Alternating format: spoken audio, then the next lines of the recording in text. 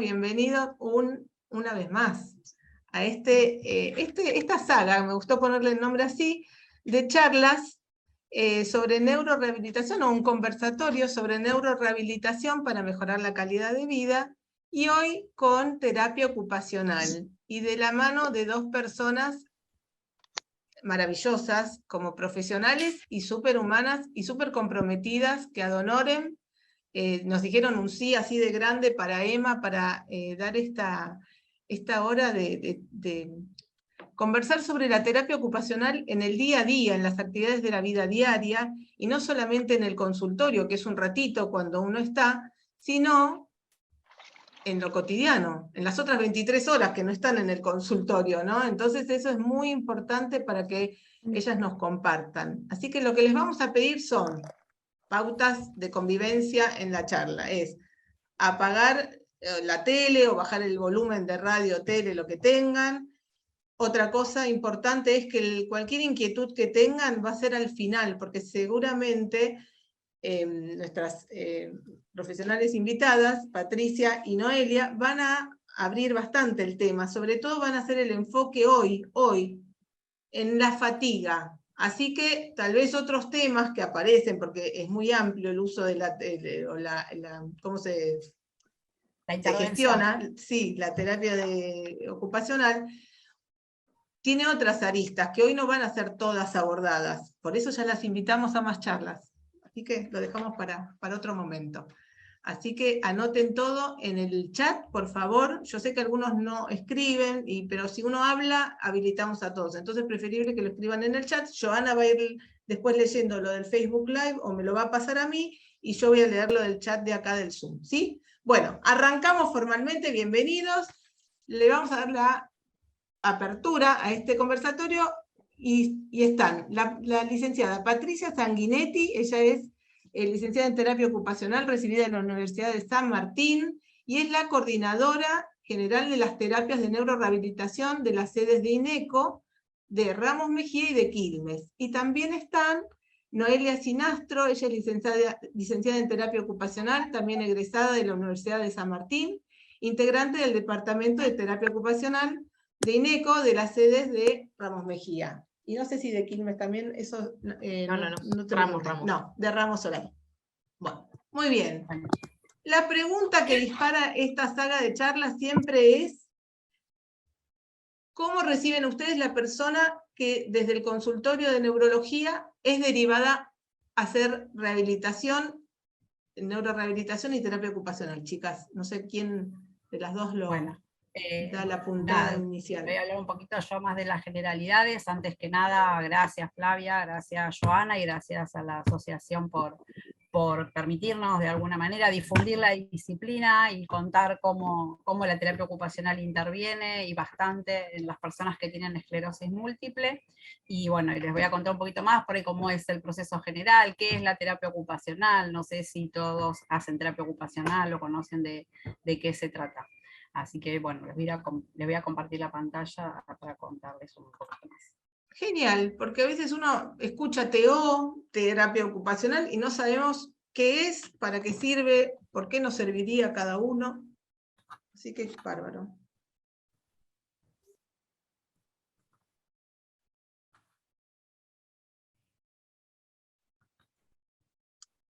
Poné en modo de presentación. Ahí está. Modo de presentación, así les puedo contar un poquito más. La terapia ocupacional, les voy a dar una definición general. ¿Qué es esto? Que es una profesión sociosanitaria encargada de promover la salud y el bienestar a través de las ocupaciones. En terapia ocupacional entendemos la ocupación como el conjunto de actividades que una persona realiza, disfruta y valora. A través de la ocupación hablamos en terapia ocupacional porque es tanto la finalidad como un recurso terapéutico la ocupación. El terapeuta ocupacional interviene cuando las habilidades que posibilitan la participación se encuentran amenazadas, ¿sí? Ya sean las habilidades que tiene la persona, o hay dificultades en los contextos, o hay alguna razón por la cual la persona no puede tener una participación activa. ¿Cuáles son los objetivos principales de la terapia ocupacional? Mejorar la calidad de vida y favorecer la participación. Nuestra práctica se guía en estar centrada en lo que llamamos el paciente, o centrada en la persona, es decir, en las necesidades que tienen las personas, en sus fortalezas, en sus motivaciones. De esta manera la persona se hace protagonista del proceso, ya sea de rehabilitación, de inserción social, ¿no? La terapia ocupacional es muy amplia, no solo trabajamos en rehabilitación.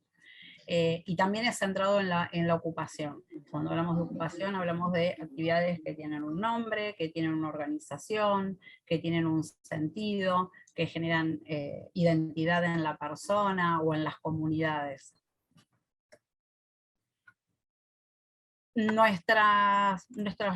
Digamos, las áreas de ocupación, cuando hablamos de participación hablamos de estas áreas de ocupación donde la persona participa a lo largo de la vida, algunas desde muy temprano y en otras van pasando y tienen que ver más con los ciclos de vida. Seguramente las habrán escuchado nombrar, hoy Flavia nombró en particular las actividades de la vida diaria, y esto, las actividades, nosotros hablamos siempre de actividades cotidianas.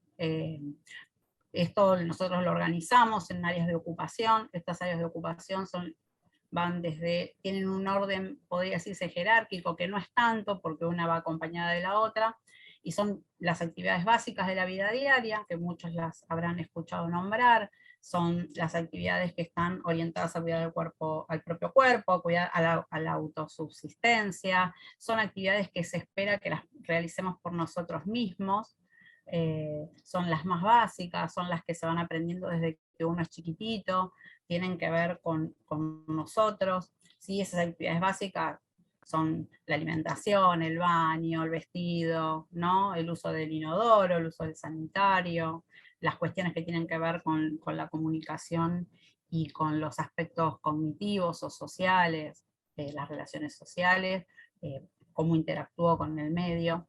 ¿Sí? Lo que son las actividades instrumentales ya son actividades que están orientadas a la interacción con el ambiente, actividades de cuidados de otros, actividades de cocina, de traslados en la vía pública, lo que es el manejo de la medicación y de los temas médicos. Son actividades que uno podría derivar o pedir que las haga otra persona por nosotros, pero siguen siendo esenciales.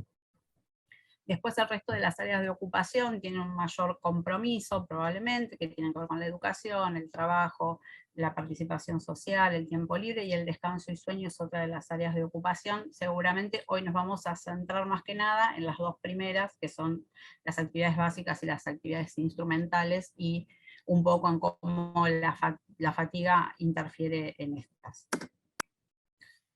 Cuando pensamos desde terapia ocupacional la participación, se consideran varios factores, ¿sí? Se consideran factores que tienen que ver con las destrezas de ejecución, destrezas que son aprendidas en realidad, que se van desarrollando a lo largo de la vida y que tienen que ver con cuestiones sensoriales, perceptuales, bueno, las que vemos en la filmina, regulación emocional, por ahí cuando estamos hablando de cuestiones cognitivas, el pensamiento abstracto, el pensamiento lógico, son habilidades, son destrezas que se van formando, ¿no? Que se van desarrollando. También están los factores de la persona, que por ejemplo son las funciones corporales, cómo está funcionando el corazón, cómo está funcionando su circulación, ¿sí? Con las estructuras corporales, si están los 4 miembros, si no están los 4 miembros, cómo es la talla, cuál es el peso, ¿sí? Son cuestiones que ya vienen con la persona, y con la persona muchas veces ya vienen y son cosas que no se pueden modificar, o los valores, las creencias y la espiritualidad, mientras que las destrezas de ejecución se pueden enseñar o se pueden reaprender. También para la participación se consideran los contextos de la persona y los contextos de la actividad, ¿sí? De diferentes contextos. Uno pensaría que el contexto es único, pero en realidad el contexto está con varios subcontextos, el contexto físico, el cultural, el social, el personal. No es lo mismo nuestra cultura, en los porteños no vivimos de la misma manera el paso del día que una persona que por ahí vive en una provincia y y se espera que duerma la siesta, o en el contexto, cuando hablamos del contexto temporal, estamos hablando por ahí de el ciclo de vida de esa persona y cómo se espera que se haga una actividad cuando uno tiene determinada edad y no cuando tiene otra. Bueno, hablamos ahora, se incorporó hace poquito el tema del contexto virtual, que es esto de la comunicación, las redes sociales, las posibilidades de acceder a otro tipo de herramientas, cuáles son los contactos y la red que tiene esa persona por ahí a través de la virtualidad. También tenemos en cuenta lo que son los patrones de desempeños, que es una manera de jerarquizar un poco la ocupación y las actividades, desde cuestiones más sencillas o diarias, como los hábitos que se van aprendiendo y que se van construyendo, hasta formar rutinas y poder desarrollar roles que son temas más complejos, los roles cuando hablamos como roles de madre, o el rol de trabajador, el rol de estudiante. ¿Sí? También dentro de lo que consideramos para la participación es la demanda de las actividades. Los terapeutas ocupacionales nos caracterizamos por ser expertos analistas de la actividad y considerar todos estos aspectos de las demandas que tiene una actividad, qué objetos tengo que utilizar, cuál es el espacio, cómo se espera socialmente que sea realizada esa actividad, con qué frecuencia y en qué secuencia de tiempo se tiene que hacer, cuáles son las acciones que nos pide esa actividad, ¿sí? ¿Por qué terapia ocupacional en esclerosis múltiple? Porque, bueno, esto fue una generalidad que hablé de terapia ocupacional, seguramente hay mucho más para desarrollar. ¿Por qué terapia ocupacional en esclerosis múltiple? Es muy gráfico, pero bueno, la esclerosis múltiple aparecen diversos síntomas, que ahora los vamos a ver en un ratito y repasar, ustedes los conocen seguramente, producen alteraciones y problemas, y esas alteraciones y problemas que aparecen con estos síntomas influyen directamente en cómo hacemos nuestras actividades, qué pasa con nuestras áreas de ocupación, si podemos seguir teniendo los mismos roles, ¿sí? Si estamos pudiendo seguir teniendo las mismas rutinas, los mismos hábitos, o qué pasa con nuestras destrezas de ejecución, si tenemos las mismas habilidades para hacer las cosas que antes. Esto de alguna manera se ve afectado y es ahí donde aparece la derivación a el área de terapia ocupacional, cuando cualquiera de las alteraciones que aparecen producto de la sintomatología altera la forma en la que realizamos nuestras actividades cotidianas. ¿Cómo se da el proceso de terapia ocupacional? Lo que preguntaba Flavia recién, ¿cómo nos llega el paciente en el centro donde nosotros trabajamos ahora? Y generalmente se da así: el paciente llega o la persona llega a través de una derivación médica. El médico derivador generalmente es el neurólogo, puede llegar a ser el fisiatra, nos da alguna información sobre el paciente, pero lo primero que hacemos una vez que el paciente viene al área de terapia ocupacional es la evaluación. En esa evaluación tiene diversos pasos, en general se trata de hacer una entrevista donde se está acompañado por un familiar o por un acompañante, alguien que conoce a la persona, y enseguida ahí lo que hacemos es armar el perfil ocupacional de esa persona, ¿sí?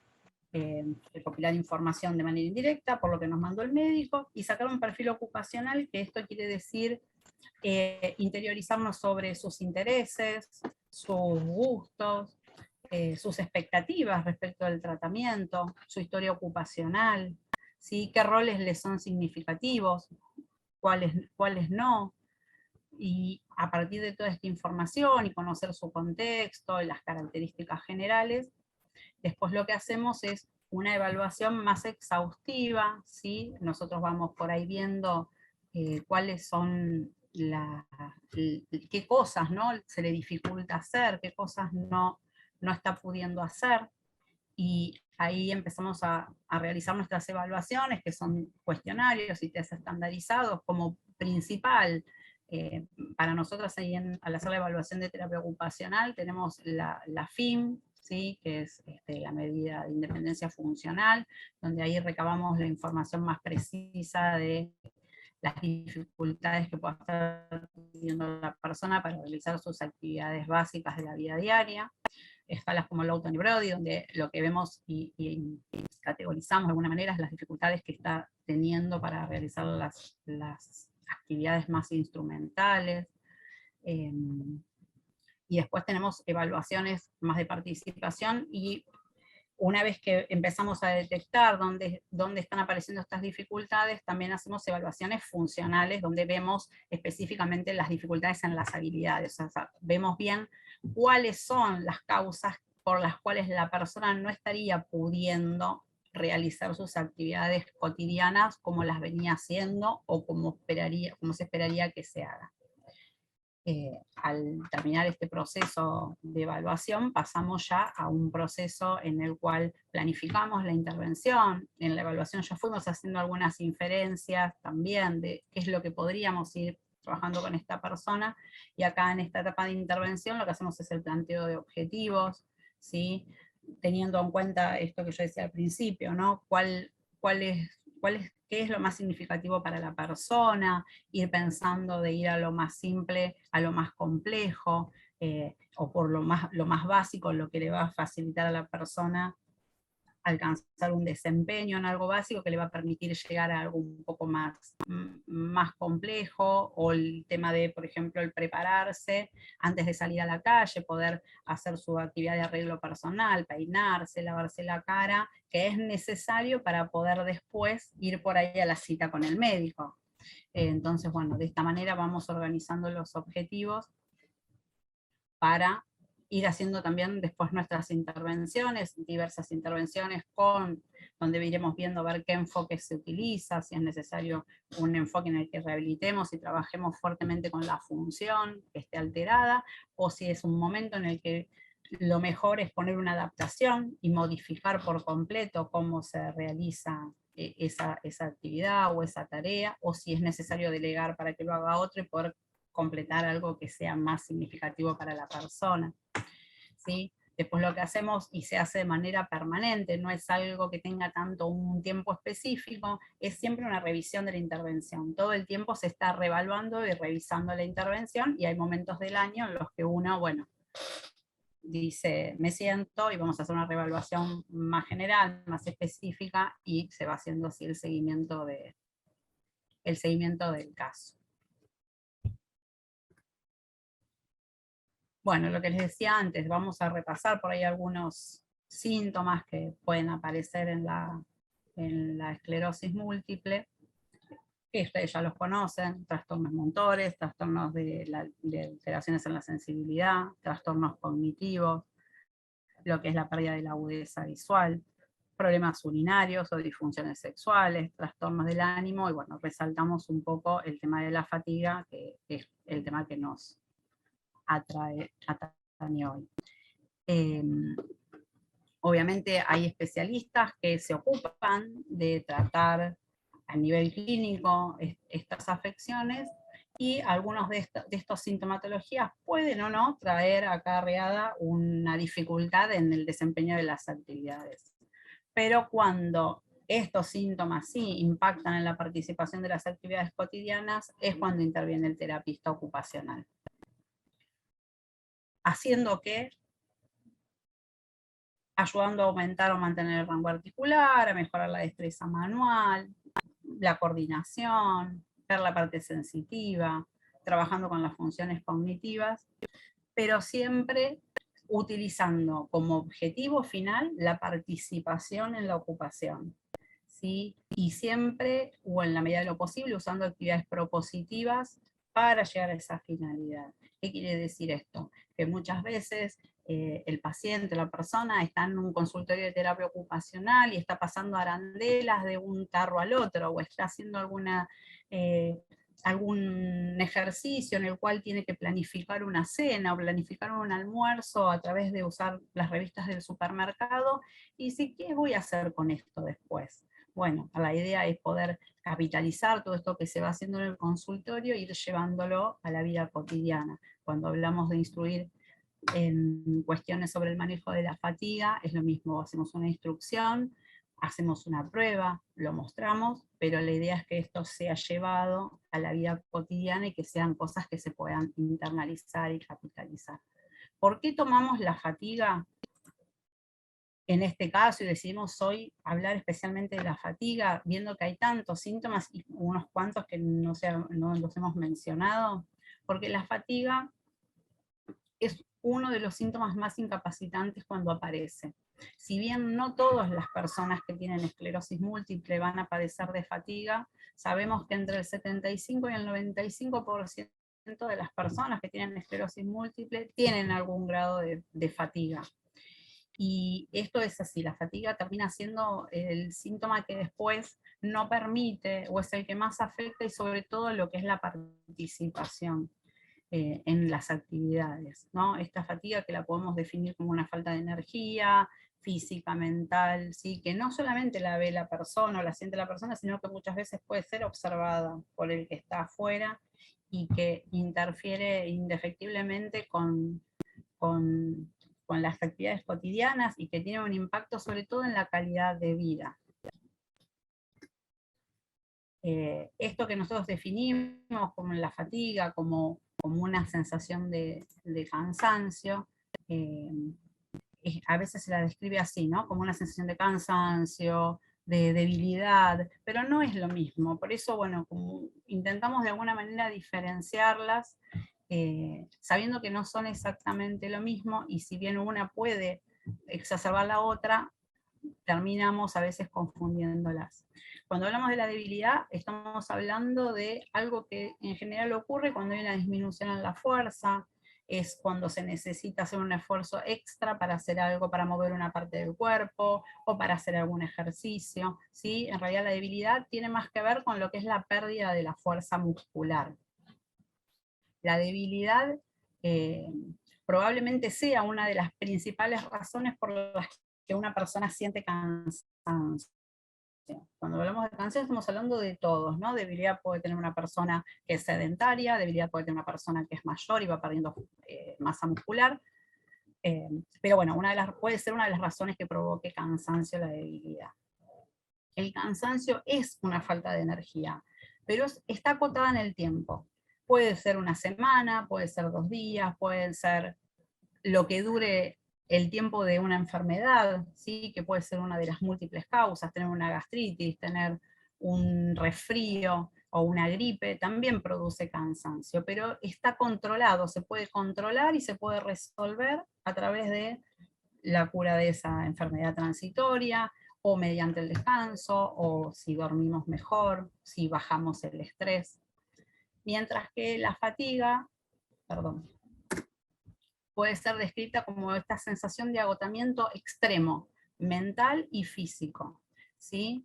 Es un estado más permanente, es una cosa que está una vez que aparece y es basal. No todos la tienen, como dije antes, pero es una consecuencia directa del daño que hay en el sistema nervioso cuando hablamos de la fatiga en la persona con esclerosis múltiple.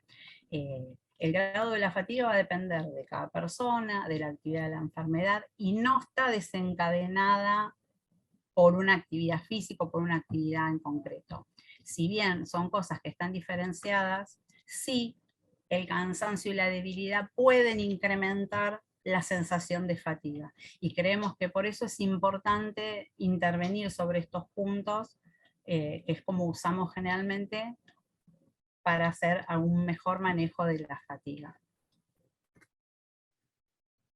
Estas serían las intervenciones que principalmente hace el TO en el manejo de la fatiga, que es la aplicación de los principios de protección articular y principios de conservación de la energía, pero para eso yo voy a dejar a mi compañera, Noelia, para que ella pueda seguir con el tema adelante. Hola, ¿qué tal? Buenas tardes a todos. Bueno, gracias, Pato. Quizás antes de compartir la pantalla, me parece que también sería bueno quizás ampliar para que quizás haya algún participante que no es que tenga esclerosis múltiple, pero puede tener algún tipo de otro diagnóstico, como alguna enfermedad desmielinizante y demás, así que también estaría bueno como abrir un poco ahí, ¿no? Así que, bueno, comparto pantalla.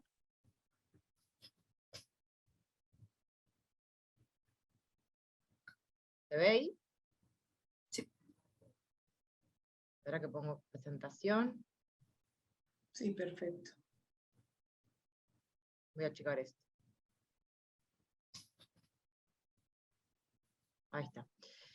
Bueno, como dijo anteriormente Pato, nos vamos a centrar solamente en lo que tenga que ver con, aunque sea hoy, solamente con los principios de protección articular y los principios de conservación de energía. Son conceptos que están relacionados, ¿sí? Vamos a tomar los principios de protección articular como los métodos que tenemos para llevar a cabo las actividades usando un mínimo de cantidad de estrés en las articulaciones para poder reducir el dolor, preservar la función y conservar la energía. Y los principios de conservación de energía tienen que ver con estrategias que vamos a utilizar para poder controlar y gestionar la fatiga a través de la planificación, de la simplificación, para poder participar de estas tareas, ¿sí? Ambas incluyen, por eso también ambas se relacionan, lo que tiene que ver con la adaptación y o graduación de la forma en que llevamos a cabo la actividad, el uso de dispositivos o de productos de apoyo, que son las ayudas técnicas, que más adelante vamos a hablar un poquito de eso, y la modificación de los entornos. Ahí. Bien. Quiero correr esto un poco. Son intervenciones, ¿sí? Me adelanté, perdón. Son intervenciones preventivas, ¿sí? Es un hábito saludable que siempre sería recomendable incorporar cuando llevamos a cabo estas actividades, ¿sí? Hablamos de actividades como las que nombraba Pato, que son actividades cotidianas.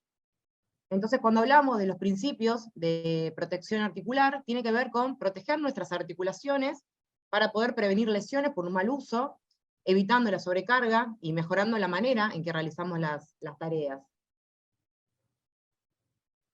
Y en cuanto a los principios de conservación de la energía, nos van a ayudar justamente a gestionar ese esfuerzo que hacemos, que por supuesto nos supone cuando participamos de alguna actividad. Y esto también, si podemos gestionar esta energía y podemos gestionar este esfuerzo que llevamos, o sea, que hacemos cuando participamos en una actividad, va a resultar que nos vamos a cansar menos porque va a haber como mayor eficiencia, ¿sí? Bien, ¿cómo vamos a llevar a cabo estos principios? Primero, respetando el dolor.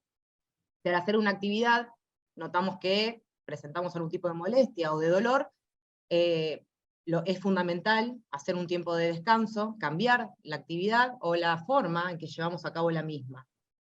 Reducir ese esfuerzo para poder realizar las actividades. Utilizar el plano más estable y funcional de cada articulación. Por ejemplo, bueno, si estamos en la cocina y estamos limpiando la mesada con una arjilla y demás, bueno, no el tema de retorcer, ¿sí? Sino empezar como a aplastar con las manos o los nudillos. Evitar permanecer en una misma posición durante mucho tiempo seguido. Esto quiere decir, bueno, alternar las tareas o los puntos de apoyo. Por ejemplo, un cajón para poder alternar los pies si estamos cocinando. Y, por supuesto, no estar ni mucho tiempo parado, ni tampoco estar mucho tiempo sentado. Usar la articulación más fuerte y más grande para llevar a cabo la actividad. Por ejemplo, en el caso de ir de compras, evitar venir cargado con muchas bolsas en las manos, ¿sí? Entonces, en caso de que sea poco lo que vamos a comprar, podemos tranquilamente utilizar una bolsa de tela y colocarla en el hombro y no en los dedos. Adoptar una buena postura al momento de realizar las tareas y a la hora de alcanzar objetos. Incorporar productos de apoyo, como por ejemplo dije recién, un carrito para realizar las compras, dispositivos para abrir frascos, alcanzadores y electrodomésticos. Bueno, por ejemplo, si estamos haciendo una comida o en lo que tenga que ver con la preparación de lo que sea que estamos cocinando, bueno, si tengo que picar un montón de verduras, bueno, evitar el estar cortando tanto tiempo y utilizar algún tipo de electrodoméstico. Evitar el uso de herramientas con mangos largos y pesados. Siempre es preferible, bueno, materiales más livianos, como el aluminio, el plástico. Y los principios de conservación de la energía, como dijimos anteriormente, tiene que ver con la conservación de la energía, ese ahorro energético, que se va a definir como la gestión de la fatiga a través de ¿qué? De la simplificación, de la organización, de la planificación de las tareas. Y utilizamos una regla mnemotécnica que tiene que ver con las 4P, que es el paso, el ritmo, la planificación, la postura y el poder priorizar. Vamos a ir definiendo. El paso tiene que ver con el ritmo que utilizamos para llevar a cabo la actividad, y tiene que ver también con el equilibrio que tenemos que tener entre los periodos de descanso y de actividad, y entre las actividades que son más pesadas y más ligeras. Los periodos de descanso, que tienen que estar durante una actividad, que tienen que ser frecuentes pero breves, y las actividades siempre solemos como recomendarlas, que sean una velocidad lenta, pausada y relajada.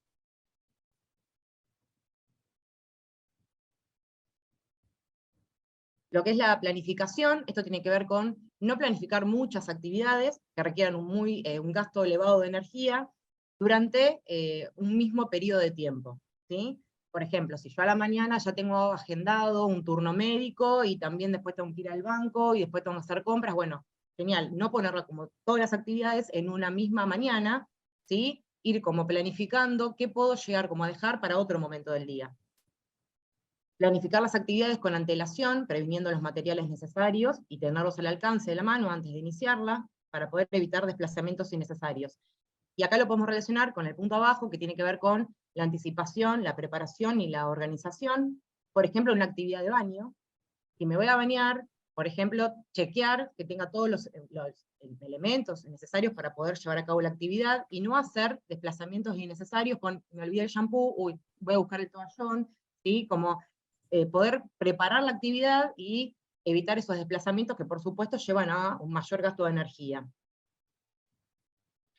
La postura tiene que ver con el uso de los músculos dentro de su rango óptimo de movimiento, cambiar de postura con frecuencia para poder disminuir la fatiga muscular, esto que decía anteriormente, de no estar mucho tiempo parado ni tampoco mucho tiempo sentado, evitar agacharse o estirarse excesivamente y repetidamente.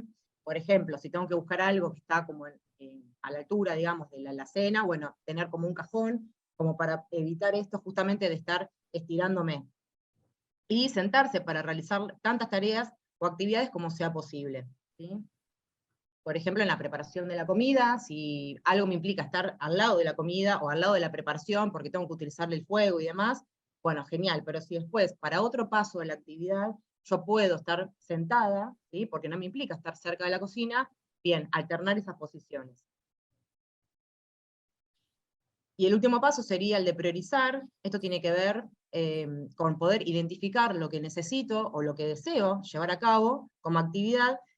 Esto tiene que ver con el valor que cada uno le da a la actividad, si es significativa, qué interés, ¿no? Tiene en llevar a cabo y poder participar de esa actividad, y poder identificar y poder priorizar, ¿sí?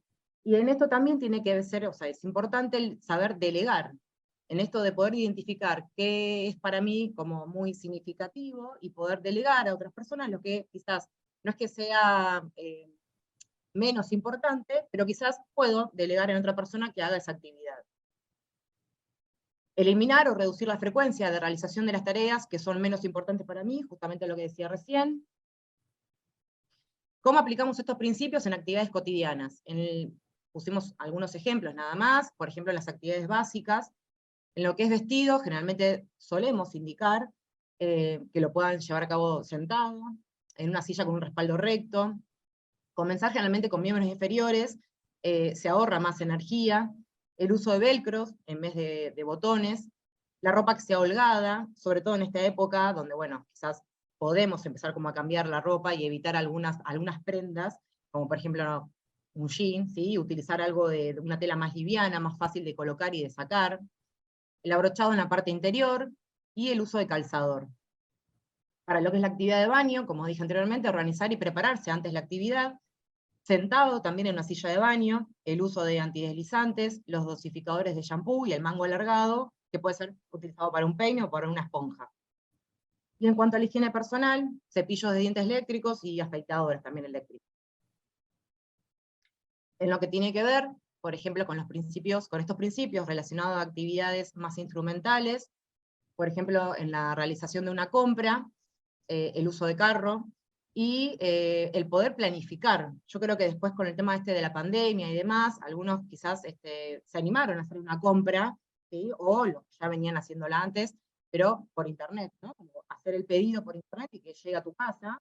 Y para los que no, quizás el poder planificar la compra, quizás en una mañana o en todo un día, no ir a todos los negocios y poder como pautar qué día puedo ir a la verdulería, bueno, qué otro día puedo ir a la carnicería y empezar a planificar. La preparación de comidas, como dije antes, alternar posiciones, lo que sí o sí me implica estar al lado de la cocina, pero lo que sí puedo hacer de repente parado, sentado, hacerlo en una mesa, por ejemplo, si tengo que lavar las verduras para una ensalada, lo voy a hacer, por supuesto, parado, pero después quizás puedo cortar la verdura en una mesa. Organizar los ingredientes, ¿sí? Esto tiene que ver con, justamente para eso de estar evitando los desplazamientos innecesarios. Entonces, organizar ingredientes significa, bueno, chequeo o me hago una lista de lo que necesito. Para hoy a la noche tenía pensado hacer una tarta. Bueno, chequeo si tengo todos los ingredientes.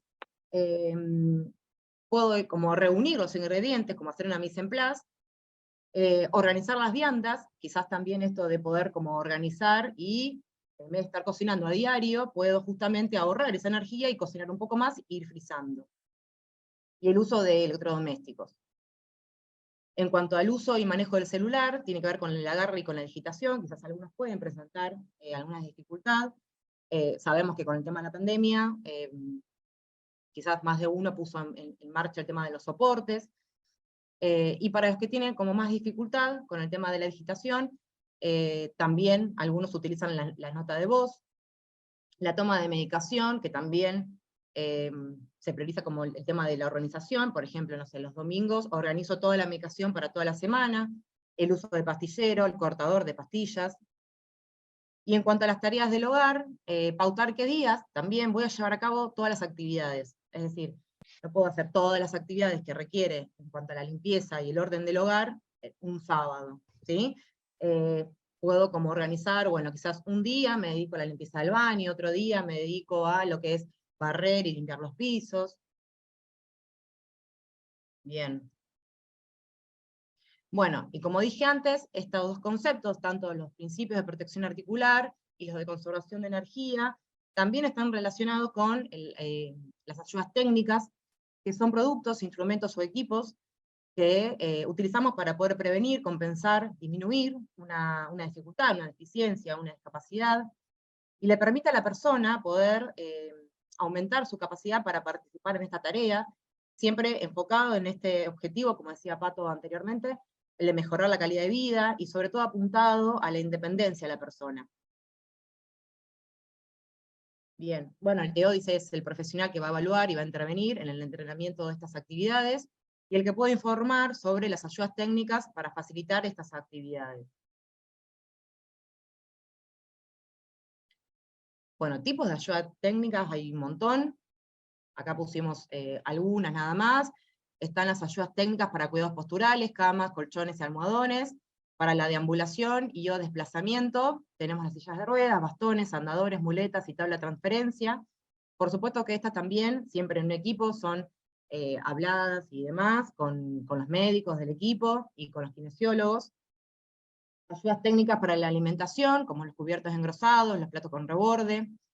Para el cuidado personal, esponja con mango engrosado, antideslizantes, agarraderas para ducha, inodoro y asiento de ducha, órtesis, férulas, lentes y audífonos, y ayudas para la comunicación, información, señalización, y para el ocio y tiempo libre. Bueno, acá solamente pusimos algunas imágenes como ejemplos nada más, engrosados de los que quieran, para la maquinita de afeitar, cepillo, cubiertos y virome. No sé si Pato vos también querés comentar algo, alguna de estas fotos que vamos pasando. Esto tiene que ver, estos engrosadores, más que nada a veces no quiere decir que todos lo tengan que utilizar, ¿sí? Esto por supuesto que no es que todos los pacientes lo utilizan, siempre por supuesto eso se evalúa y se va viendo si lo requiere, si no lo requiere, y si le va a favorecer, básicamente. Muchas veces la ayuda técnica se incorpora en un momento de la intervención para facilitar, como digo siempre, la participación. A veces ese engrosador que se usa en el cuchillo o en el tenedor es momentáneo, porque mientras tanto se está trabajando en la función, ¿sí? en la fuerza o en la habilidad motora en sí, y después se abandona, como, bueno, puede pasar a ser otro tipo de adaptación. ¿Sí? A veces No, y son además, momentáneos. quizás en esto de los engrosadores, bueno, quizás algunos pacientes necesitan esto de realizar como menos fuerza, entonces, bueno, esto también disminuye la fuerza de prensión, y el engrosador lo que hace es que cuanto más grande es menos el cierre de puño, y por lo tanto es menos fuerza la que tiene que ejercer, o sea, si sea para cortar, y también eso es un principio como de Disminuye el conservación. impacto en la fatiga. Exacto. Bien, los giradores de llave, como para evitar tanto el uso de las pinzas. Bueno, un atril, que también, bueno, pusimos como un ejemplo solamente como para poder leer, ¿no? A veces no nos damos cuenta y estamos teniendo el libro, o sea, con las manos, hacemos una fuerza y flexionamos mucho el cuello, y como que recae también toda la fuerza sobre las manos, cuando tranquilamente podemos utilizar un atril, el cuello en una posición funcional, las manos descansando. Lo mismo para el uso del celular. Bueno, acá los que nos Los conocen engrosadores saben que los bien flota flota caseritos. son íntimos amigos de las TO, así que bueno, Podemos acá tenemos... asegurar que el flota-flota es el elemento por excelencia, porque lo usamos para posicionar, para todo. hacer adaptaciones, para hacer sellos, para todo. Es muy versátil. Bueno, acá lo que tenga que ver con maquillaje, acá también está engrosado el rímel. Bueno, acá la pasta dental, como ven también, esto es un cepillo eléctrico, así que bueno, hay ahorro de energía. El abotonador, que esto tampoco no es que tenga que ser abotonador, capaz que hay algunos pacientes que dejan de usar prendas que tengan botones, y es súper válido, pero bueno, por lo menos el saber que existe y la función que tiene. Sí, o sea, hace una modificación por ahí en la prenda, lo que decía hoy Noelia, el uso de un velcro, el uso de un botón por ahí que es a presión, o un tipo de prenda que es más cerrada. Bueno, y después lo de adaptaciones ambientales, tiene que ver con ubicar los objetos que se utilizan con más frecuencia a una altura fácilmente accesible, colocar agarraderas, las sillas, bueno, que tienen que ser firmes, con apoyabrazos y soporte para la espalda, instalar canillas de monocomando, que bueno, por supuesto son de más fácil apertura, disponer de un espacio libre para las rodillas en los fregaderos, y utilizar cerraduras que sean fáciles de operar, y evitar el picaporte de pomo.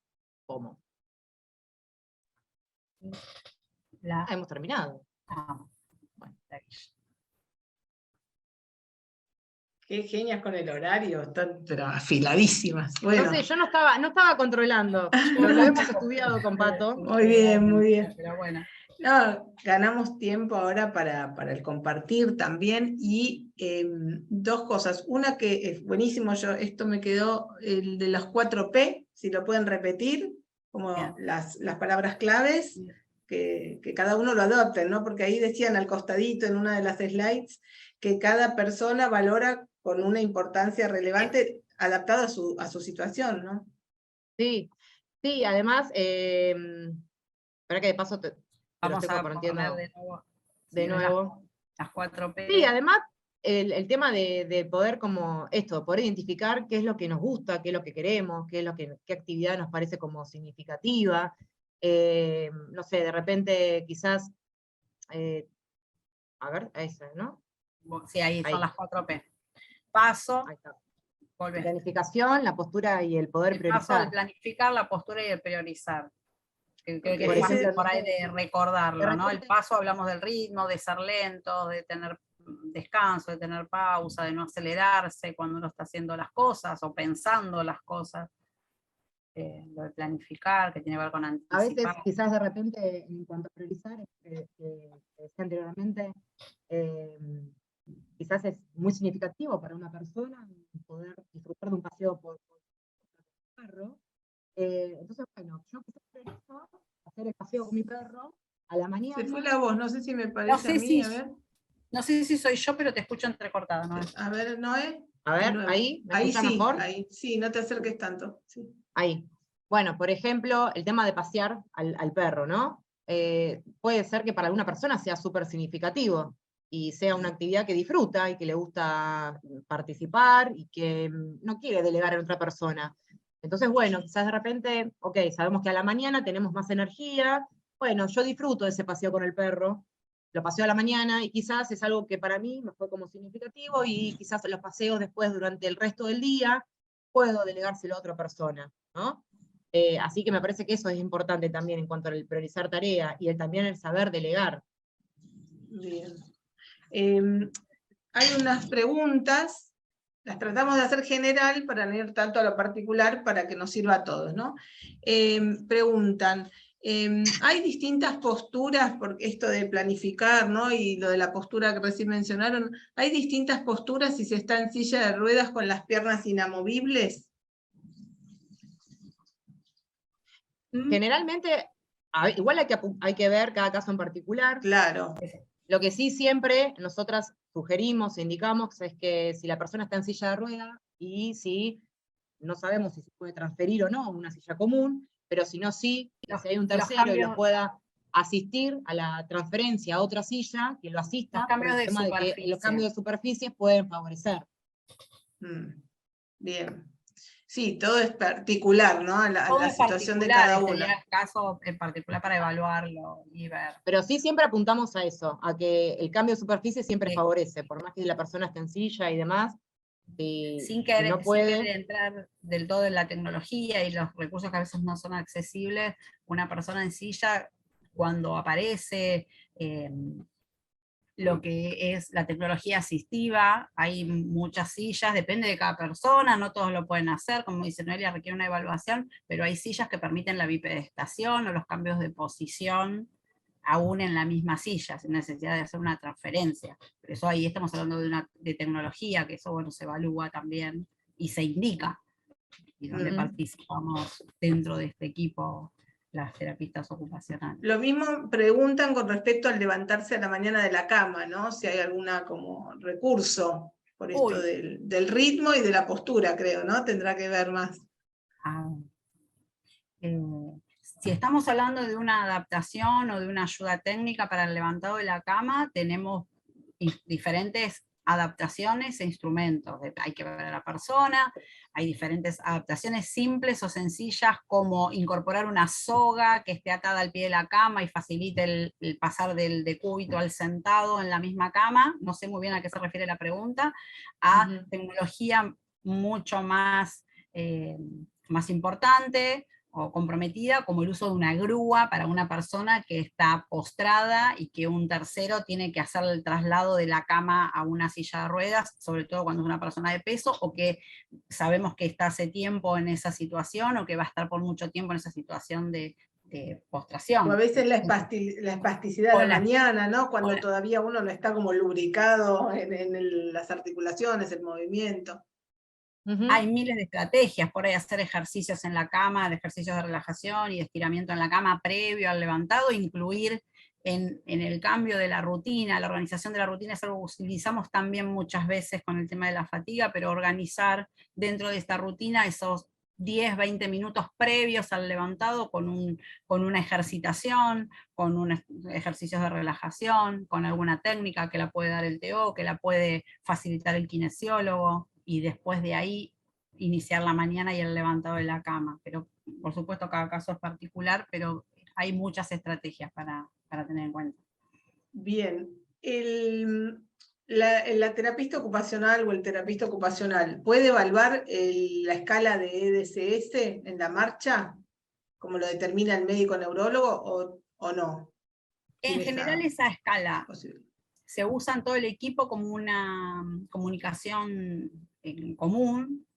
Nosotras como terapistas ocupacionales no es una escala que usemos específicamente, nos llega muchas veces realizada por el neurólogo, y utilizamos nosotras en terapia ocupacional escalas o cuestiones específicas que tienen que ver con la parte de participación y con la ocupación, y después cuestiones de habilidades. De lo que vimos en esa que nos mandó el neurólogo, decimos, bueno, acá hay alteración de la función manual, vamos a evaluar eso en profundidad. Pero nosotros no evaluamos en general marcha tampoco, ni con esa escala ni con otra escala. Eso lo hace el área de kinesiología, tiene una de las competencias más del área de kinesiología. A veces sí, podemos como observar y bueno, pesquisar algo que tenga que ver con la marcha, pero en relación a los traslados, demás, pero no que evaluamos como específicamente la marcha. ¿Sí? Eso pues de pasillo con los kinesiólogos, por eso, podemos como comentar, pero sí. Lo transmitimos al área. Si detectamos que hay una alteración en los traslados, vemos que la persona se está trasladando por la institución, que es lo que observamos más nosotros por ahí, que se está trasladando de un sector a otro de la institución y se va agarrando de las paredes, o que vemos que arrastra una pierna, bueno, lo dirigimos y lo comentamos y lo hablamos con el resto del equipo, con el equipo de kinesiología, para que ellos evalúen específicamente qué está pasando ahí con la marcha. Después hablamos por ahí lo que sí podemos es indicar... No te acerques tanto porque se acopla. Ahí. Sí, lo que podemos indicar es, en cuanto a esta cuestión de la marcha y demás, es evitar Te perdemos, ¿no? Sí, algo de tu micrófono. Te perdemos. ¿Ahí? ¿Me escuchan bien? Ahora sí. ¿Ahí sí? Ahí sí. Es quizás evaluar los riesgos que puede tener la persona si es que hay un compromiso, alguna dificultad en la marcha, si hay inestabilidad, bueno, entonces ahí sí quizás podemos evaluar la puesta en marcha de algún tipo de ayuda técnica. Pero bueno, desde esa mirada, digamos, nosotras quizás participamos más. Acá siguen un poquito con el tema de la marcha, pero bueno, es un poco integral, ¿no? Las preguntas. Si usar un andador, por ejemplo, ayuda, es útil para rehabilitar momentáneamente la marcha y luego dejarlo, o sea, que sea como transicional para mejorar algo y después dejarlo, o suma como acostumbramiento. Eso igualmente se evalúa en el equipo. Como siempre decimos desde TO, y siempre es como que tratamos de transmitir eso a los pacientes, es que se empiecen a amigar y empiecen a querer a las ayudas técnicas, porque algunos enseguida cuando empiezan a usar un andador o un bastón es como que le toman un odio, y en realidad nosotras lo que tratamos siempre de transmitir es que es verdad, hay parte como hay un poco de negación y demás, pero es lo que te ayuda a tu independencia, entonces evita riesgos, te ayuda a poder participar de otras actividades. Me parece que también tiene que ver con esto, con que es como un poco de acostumbrarse, amigarse y poder darle como la vuelta de verlo como positivo a la ayuda técnica. No sabemos, no podemos decir que se empieza a usar un andador y después quizás se deje de usar. No sabemos. No podríamos asegurar que lo va a dejar, que una persona que empieza a usar un andador lo va a dejar de usar. Sí tenemos súper claro que el uso de una ayuda marcha nos permite seguir participando de actividades muy significativas, como estar con la familia, estar con los nietos, estar con los hijos, trabajar, y nos evita consecuencias peores que al haber inestabilidad pueden ser la fractura de una cadera, pueden ser un traumatismo de cráneo. Siempre creo que es importante eso. Habría que evaluar después el caso, ¿no? Si por ahí justo está hablando una persona que está en un periodo inflamatorio de la enfermedad y que por ahí está transicionando eso del uso del andador, pero bueno, la realidad es amigarse con las ayudas técnicas y con los ayudas marchas. Que igual también, esto creo que ya igual anteriormente lo dije, cuando nosotras sugerimos alguna ayuda técnica o alguna adaptación, siempre como que evaluamos y pensamos en qué es lo mejor para el paciente, porque hay muchos que a veces, hay pacientes que tienen muchas adaptaciones, y como que se acostumbran y las recepcionan bien, y hay otros que quizás tienen más resistencia. Entonces, no es que nosotras las TO queremos poner adaptaciones por toda la casa, por todas las actividades, no, al contrario. Todo lo siempre contrario. tratamos de como hacer ver esta parte de la adaptación y de la ayuda técnica, los beneficios que tiene. Pero siempre se implementa cuando es necesario. Bien. Una terapista ocupacional, mejor dicho, la terapia ocupacional, ¿ayuda a la motivación del paciente? Y también el terapista, ¿no? Creo que si genera algo en la persona, las dos cosas, bueno, la terapia ocupacional y él y la terapista. Bueno, ahí quizás Claudita podría decir si sale con motivación. No sé qué dice, claro, Moreno. Hay integrantes acá en el... Hay Sí, Claudia, Bueno, sí, después es paciente, pero... Voy. Hola, Hola, Clau. Hola, Hola, Clau. ¿cómo está? Sí, recontra ayuda. Yo, la verdad, mi corazón con ustedes, obvio, me reayudan a mí día a día. La verdad. ¿En qué cosas, Claudia? A ver, Y, el por antes, ejemplo, espera, Moreno, antes y después del sí, ateo, tu vida. sí. Y bueno, antes no planificaba nada, por ejemplo, eh, era todo muy torpe y aprendí a tener más cuidado con las cosas y para que me resulte más fácil a mí resolverlas, poder seguir haciendo mi vida como la venía haciendo, pero a través que se me presentó la esclerosis múltiple, yo empecé a tener mis trabas y no podía hacer mi vida como hacía antes. Y Y bueno, entonces incorporaste la planificación, hacer sí, con más sí, cuidado. planificación, más cuidado, también los pasos a seguir, obvio. Cuando me voy a bañar, porque no es el mismo tiempo que tardaba antes cuando me bañaba, que lo que yo tardo ahora. Tener más cuidado cuando me levanto también, porque no es lo mismo, mi cuerpo no reacciona rápido como reaccionaba antes, y todas esas cosas las tengo que ir planificando durante el día, y también para ahorrar también la fatiga que es bastante intensa. También ayuda mucho en eso, la verdad que Bueno, le Y una de ponemos las muy bien cosas 10 a esta que... alumna. sí, No, y una de las no, cosas sí, porque Claudia es un sí, lindo ejemplo, porque la sí, verdad que sí, se puso en marcha, empezó en plena pandemia, estaba bastante sí, movilizada, y después sí, la verdad que se empezó ahí a motivar en el tratamiento, empezó a tener, la sí. verdad que con mucho compromiso y responsabilidad, y el otro día yo le decía a Pato, la escuché a Claudia dar como unos tips y empezó enseguida esto, no, yo ya no, como hace vos, yo ya tengo la multiprocesadora ahí, Ah, pudo sí, capitalizar todo a la vida diaria. sí, Esto que vos decías, Flavia, o sea, fuera del consultorio, sí. bueno, en casa, y esto de poder sola Ujú, ir identificando qué otras cosas puede ir incorporando, y llega a la consulta y se las cuenta a las compañeras. sí, sí, se las cuento a mis Bien. compañeros porque para mí es muy importante que ellas también lo necesitan. Entonces yo, o sea, nos juntamos, hablamos y eso te da como que, más que nada, yo a mis compañeras le digo, dale, vos podés, lo tenés que tratar de implementar y hacerlo. Más o menos, ay, pero vos cómo haces, cómo haces. Y así hablamos, y la verdad que está muy bueno. Se cambian las Bien, técnicas también, los pasos a seguir también, pero llegas con el mismo resultado, nada más que más cuidado. sí. La repetición de ejercicios estimula y entrena las vías neurológicas. Sí, sí, para mí sí. A Sí, ver qué sí, dicen porque es Patri y de Noé. a A ver, Clau. poco, Si de a vamos a ir poco, a sí. una cuestión neurológica y cómo es el funcionamiento del sistema nervioso, le vamos a dejar por ahí esa respuesta al neurólogo. al ¿sí? neurólogo, sí. Nosotras no vamos si esa es a lo que apunta la pregunta.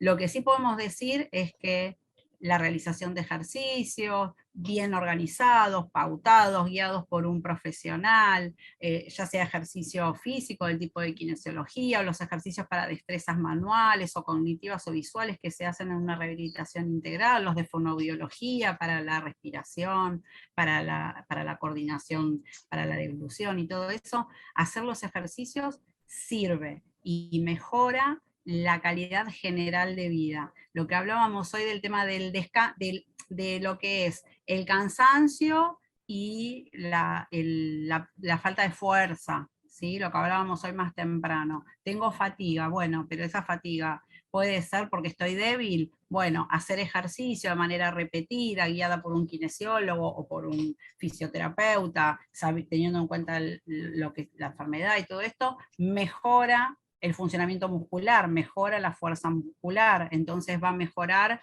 la sensación de cansancio, lo cual va a impactar menos en nuestra sensación de fatiga, por ejemplo.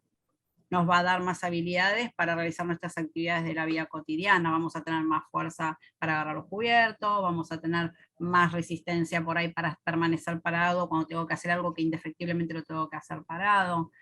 Pero si vamos a hablar de vías neuronales, esa respuesta se la vamos a dejar para el médico. Y brevemente, porque si bien lo explicaron al principio que era terapia ocupacional, muy ampliamente, la diferencia terapia ocupacional kinesiología. La principal Pero nuestro llevado muy a la vida diaria. Claro. A veces nos pasa diferenciación es el objetivo. A veces nos pasa, sí, que los pacientes incluso hasta se confunden en esto de, ay, hacemos lo mismo que... Y nosotros la verdad que ponemos todo para explicar la diferencia, pero justamente para eso, para quizás el kinesiólogo, ¿sí? Y nosotras hacemos actividades propositivas, que tienen que ver con justamente un propósito. ¿Para qué? Para mantener esa participación en actividades, ¿sí? Quizás estas adaptaciones, por ejemplo, que veíamos como para poder comer, o si estamos preparando una comida, o ir de compras y demás. La verdad que es muy de terapia ocupacional. Quizás el kine lo que hace es, bueno, es un plan, ¿sí? Pero a través de ejercicios, ¿sí? Quizás después llevado a la vida. El ojo de la kinesiología, sin intentar meterme en una disciplina que no es la nuestra, está en la función, ¿sí? Está en la fuerza muscular, en el equilibrio, ¿sí? En la resistencia. En el caso de terapia ocupacional, nosotros no estamos mirando la función solamente, sino que estamos viendo la funcionalidad. Si hacemos un ejercicio repetitivo por ahí de mantener la postura, no lo hacemos porque queremos que haya un abdomen súper tabla de lavar. No, lo que nos importa es que la persona pueda mantener una buena postura para después realizar sus actividades. Todo lo que hacemos, muchas veces pasa esto en el consultorio, por eso yo decía hoy que lo que hacemos es pensar, trabajar con la ocupación como medio terapéutico, con la finalidad con la ocupación, y si bien vemos las destrezas y abordamos por ahí los síntomas que aparecen, no sé, la debilidad, la falta, las dificultades cognitivas y qué sé yo, nosotros no nos centramos solo en esa función específica. Queremos que eso sea llevado después a las actividades. Si la persona va a estar durante la sesión encastrando objetos, uno dentro del otro, diferentes tamaños, bueno, eso lo estoy haciendo porque tiene un objetivo terapéutico final. ¿Cuál es? Que pueda ordenar sus elementos en la cocina y que pueda ordenar las ollas y los platos y ver qué resistencia, ver cuáles son sus alcances, hasta dónde llega. Tiene que ver con eso. Si vamos a estar, no sé, sacando cosas de adentro de un cajón donde hay muchos elementos y los tiene que identificar, y por ahí le decimos, bueno, mira, acá dentro de todo este cubo con arroz pusimos 28 arandelas, 3 bolitas y, no sé, 5 rueditas de goma. Y vos decís, sí, pero me tapan los ojos y estoy 25 minutos sacando eso. ¿Cuál es la finalidad? Y que el día de mañana, cuando está en su casa y tiene que sacar algo dentro de un cajón, lo puede identificar a través del tacto. ¿Sí? Poder hacer una reeducación de la función sensitiva, pero ¿para qué? Para eso, para que cuando tiene la olla arriba del fuego, se acerque al fuego y ver qué está pasando con eso, si no se queme cuando está en la actividad de cocina. Siempre vamos apuntando a la ocupación. Bien. Y última, porque todos estos elementos que mencionaron, ¿dónde se consiguen esas ayudas técnicas como alargadores, esos adaptadores, engrosadores? Primero, solemos hacerlo quizás nosotras con material, lo probamos con el paciente, después vemos si lo puede como continuar utilizando en su casa.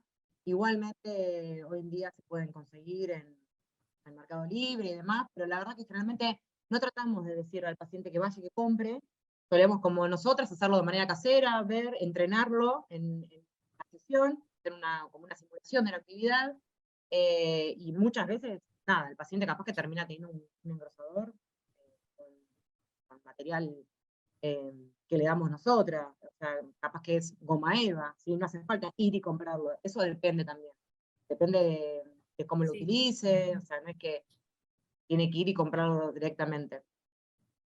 Bien.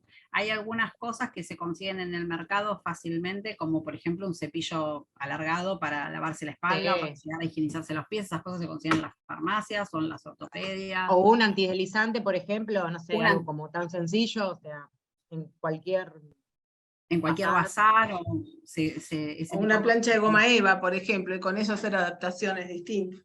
Por ejemplo, puede ser una Por plancha de ejemplo. goma eva, lo que dijimos hoy, el flota-flota. Lo que pasa es que lo importante de eso es que la persona que lo haga o que lo construya tenga una idea de, por ejemplo, de cómo tiene que ser la anatomía de eso que se está construyendo para que coincida con la anatomía, por ejemplo, de la mano, o de la estructura, cómo está la función de esa persona.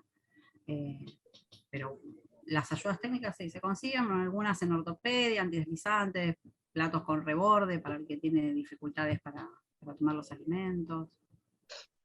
Bien, bueno, ya el pantallazo general está, algunos ya comentaron que lo están transitando, lo están usando, son usuarios, y otros nos pueden servir muchos detalles de estos que estuvieron. Yo ya empecé con mi flota-flota, ya lo tengo, Ya les lo aviso, yo ya lo tengo, mi flota-flota.